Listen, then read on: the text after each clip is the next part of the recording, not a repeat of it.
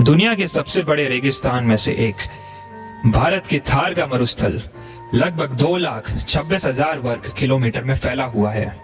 थार के मरुस्थल का 80% भाग भारत में है और केवल 20% भाग पाकिस्तान में है। भारत के बीकानेर, जैसलमेर, बाड़मेर, जालौर, सिरोही, जोधपुर जिले थार के मरुस्थल में बसे हुए हैं। पाकिस्तान के सिंध और पंजाब प्रांत के कुछ जिले भी थार के मरुस्थल में आते हैं। भारत और पाकिस्तान की सरहद इस विशाल थार के मरुस्थल से होकर गुजरती है। इस विशाल रेगिस्तान में सरहद की सुरक्षा करना आसान काम नहीं है। थार के मरुस्थल में तापमान का उतार चढ़ाव बहुत अधिक होता है। सर्दियों में सरहद पर तापमान -5 डिग्री सेल्सियस तक चला जाता है और रेगिस्तान में चलने वाली सूखी हवाएं शरीर को इतना खुश्क बना देती हैं कि त्वचा फटने लगती है और गर्मियों में तापमान 50 डिग्री सेल्सियस को भी पार कर जाता है। गर्म हवाएं शरीर के पानी को सोख कर शरीर को पूरी तरह से सुखा देती हैं। सीधे धूप के संपर्क में आने पर त्वचा पर फफोले तक पड़ जाते हैं।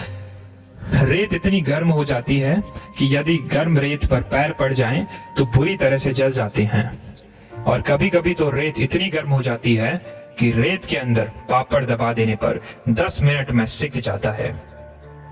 इन विकट परिस्थितियों में देश की सरहद की सुरक्षा में सीमा सुरक्षा बल के जवान दिन रात सरहद पर आंखें गड़ाए ड्यूटी करते हैं।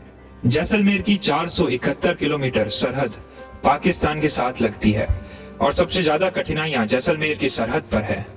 इस 471 किलोमीटर की सरहद पर बीएसएफ की लगभग 122 चौकियां हैं। इन चौकियों से सीमा सुरक्षा बल के जवान लगातार सरहद की सुरक्षा करते आ रहे हैं और सरहद की सुरक्षा में सीमा सुरक्षा बल के जवानों का साथ देता है रेगिस्तान का जहाज ऊंट। बीएसएफ के प्रशिक्षित ऊंटों के ऊपर सवार होकर बीएसएफ के जवान रेत के बड़े बड़े टीलों से देश की सरहद पर निगाह रखते हैं। इस रेगिस्तान में मानसून के समय खतरा बहुत अधिक बढ़ जाता है। सरहद में बारिश होने पर घास उग जाती है और मानसून के समय रेगिस्तान में पाए जाने वाली जहरीले जीव रेत से निकलकर ऊपर आ जाते हैं और मानसून के दौरान भारतीय जवानों के साथ कई स्नेक बाइट की घटनाएं भी सामने आ जाती हैं। कितनी भी विपरीत परिस्थितियां हो पर फिर भी सीमा सुरक्षा बल के जवान अपने देश की हिफाजत में कोई कसर नहीं छोड़ते। सीमा सुरक्षा बल की मुस्तैदी के कारण ही जैसलमेर से लगती पाकिस्तान की सरहद को पूरी तरह से सील करने में कामयाबी मिली है।